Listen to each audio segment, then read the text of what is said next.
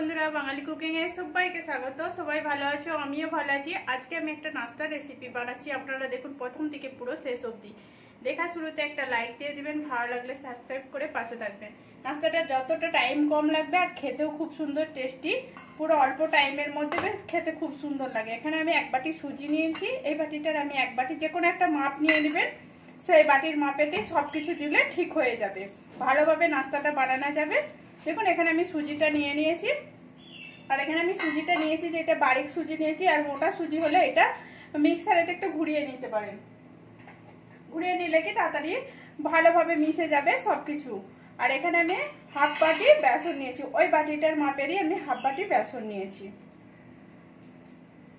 আর এখানে আমি স্বাদ অনুযায়ী নুন দিয়ে দেবো। এখানে আমি বেসন দিয়ে দিয়েছি, এবার স্বাদ অনুযায়ী আমি নুন দিয়ে দিচ্ছি। এরকম নুন দিয়ে দিয়েছি। এবার আমি এখানে হিং দিচ্ছি। হিংটা আমি অল্প পরিমাণে দিচ্ছি। এবার যদি পছন্দ যদি না থাকে, অনেকে হিং খেতে তো পছন্দ করে না, এটা এক চিমটের মতো আমি দিচ্ছি। পছন্দ যদি না থাকে সেটা নাও দিতে পারেন, কিন্তু আমি এখানে দিচ্ছি। এখানে খাবার সোডাটা দেবো একটু বাদেতে। তার আগে আমি দইটা দিয়ে দিচ্ছি, আধা বাটি আমি দই দিলাম। দইটা দিয়ে আমি ভালো করে মিশিয়ে নিচ্ছি এর সাথে। এখানে দইটা দিয়ে আমি একটুখানি মাখিয়ে নিয়েছি। এবার সামান্য পরিমাণে আমি হলদি দিয়ে দিচ্ছি। হলদিটা দিয়ে ভালো করে মিশিয়ে নিচ্ছি, যাতে হলদিটা মিশে গেলে পুরোটা ভালো করে মিশে যায়। এই দেখুন মিশিয়ে নিয়েছি। এবার অল্প অল্প করে আমি জল দিতে থাকবো। এখানে আমি এক বাটি জল নিয়েছি। এবার আস্তে আস্তে এটাকে আমি গুলতে থাকবো। একবারে কিন্তু জলটা দিয়ে দিলে কিন্তু অনেকটা পাতলা হয়ে যেতে পারে, ওই জন্য অল্প অল্প করে আমি জলটা দিয়ে ভালো করে আমি ঘেটে নিচ্ছি। এটা ঘেটে নেওয়ার পরে আমি এটা 5 মিনিটের মতো ঢাকা দিয়ে রেখে দেবো। এখন এখানে আমার 5 মিনিট হয়ে গেছে। এটাকে আমি একটু ঘেটে নিচ্ছি।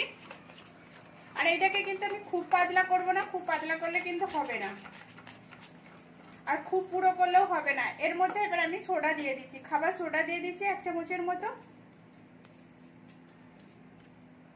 দিয়ে ভালো করে ঘেটে দিচ্ছি এর সাথে। তাহলে এটা হালকা হয়ে যাবে, নরমও হয়ে যাবে, আর টেস্টটাও খুব সুন্দর আসবে। এখানে এটা আমার ডাবা হয়ে গেছে ভালো করে। এবার এই থালাটার মধ্যে বানাবো। আমি থালাটা একটু তেল লাগিয়ে নিচ্ছি ভালো করে, যাতে এর মধ্যে কিছু দিলে তাড়াতাড়ি উঠে যায়। এই দেখুন আমি ভালো করে থালাটায় তেল লাগিয়ে দিয়েছি।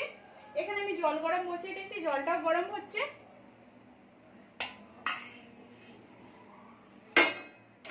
দেখুন থালাটাও বসিয়ে দিয়েছি। এবার 1 চামচ করে আমি এখানে দিয়ে দিচ্ছি। এরকম করে আমি পুরো থালাটাই ভর্তি করে নেব।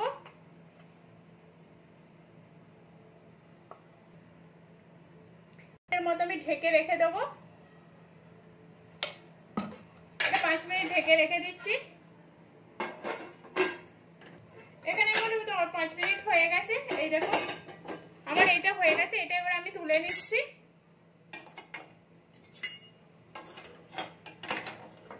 এটা তুলে নিয়ে আমি এটা ঠান্ডা করতে দেবো। আর একটা থালাতে আমিও বানিয়েছি, সেটাও আমি বসিয়ে দেবো যাতে তাড়াতাড়ি হয়ে যায়। দেখুন একটু জলটা মরে গেছে, জলটাও দিয়ে দিলাম। এই থালাটা আবার বসিয়ে দিলাম। এইটা হতে হতে এটা আমার ঠান্ডা হয়ে যাবে। এটাও আমি ঢাকা দিয়ে দিলাম। দেখুন এটা ঠান্ডা হয়ে গেছে। এরকম করে খুন্তি লাগালে কিংবা ছুরি লাগালে আস্তে আস্তে উঠে যাবে। এই দেখুন পুরো এরকম ভাবে। আর এটা নরম হয়েছে। এরকম করে আমি সবগুলোই বানাচ্ছি। এখানে আমার এটা পুরো কমপ্লিট হয়ে গেছে। কোড়া বসিয়ে দিয়েছি, কোড়াতে আমি 1 চামচের মতো তেল দিয়ে দিয়েছি। তেলটাও আমার গরম হয়ে গেছে। এবার আমি হাফ চামচের মতো সরষে দিয়ে দিচ্ছি, হাফ চামচ জিরে দিয়ে দিচ্ছি, একটু কাঁচা লঙ্কা দিয়ে দিচ্ছি 3-4টে, আর একটু সাদা তিল দিয়ে দিলাম, সামান্য তেজপাতা দিয়ে দিলাম, দিয়ে একটু নেড়ে নিচ্ছি আমি। এবার এখানে যে নাস্তাটা বানিয়েছিলাম সেটা আমি দিয়ে দিচ্ছি এখানে আমি এটা দিয়ে দিয়েছি। দিয়ে এবার একটু নেড়ে নিচ্ছি আমি। দেখুন নেড়ে নিচ্ছি, এটা একটু লাল লাল হবে। আর এগুলো কত সুন্দর লাগছে দেখতে, আর খেতেও খুব সুন্দর লাগবে। একটু লাল লাল হয়ে গেছে আমার। এর মধ্যে এবার একটু হালকা করে নুন দিয়ে দিচ্ছি আমি।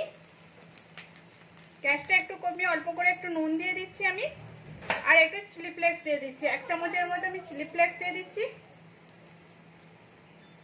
একটু ঝাল লাগার জন্য আর খেতেও খুব সুন্দর লাগবে বলে আমি দিয়ে দিলাম। দিয়ে একটু নেড়ে নিচ্ছি এটাকে, যাতে পুরো মশলাটা এর সাথে মিশে যায়। কিছুক্ষণ নাড়া হয়ে গেছে, এবার উপর থেকে আমি কিছুটা ধনেপাতা ছড়িয়ে দিচ্ছি। দিয়ে এটাকে আমি নেড়ে নেবো এর সাথে। আমি কিন্তু গ্যাস বন্ধ করে দিয়ে ধনেপাতাটা দিলাম। এবার এটা আমি তুলে নেবো। এখানে এটা আমার হয়ে গেছে, এবার আমি এটাকে তুলে নিচ্ছি।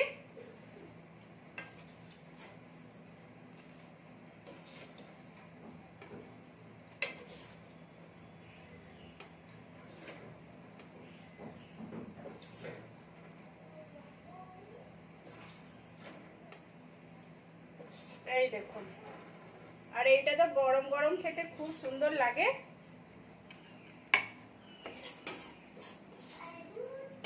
এটা যদি সস দিয়ে খান, সস দিয়েতেও ভালো লাগবে, এমনি খেতে আরো টেস্টি লাগবে। এবার আপনাদের পছন্দ অনুযায়ী আপনারা খাবেন।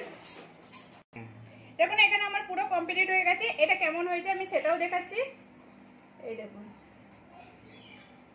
আর ভিতরটাও কত সুন্দর হয়েছে। এই দেখুন, পুরো জালি জালি টাইপের হয়েছে আর নরম হয়েছে। এটা খেতেও খুব সুন্দর লাগবে। আর এইটুকুন সুজি আর বেসন দিয়ে যে এত সুন্দর নাস্তা বানানো যায়, সেটা না বানালে না দেখলে বুঝে যাবে না। ভালো লাগলে একটা লাইক করবেন, শেয়ার করবেন, সাবস্ক্রাইব করে পাশে থাকবেন। আর প্লিজ ভালো লাগলে একটা কমেন্ট করে বলবেন কেমন হয়েছে না হয়েছে।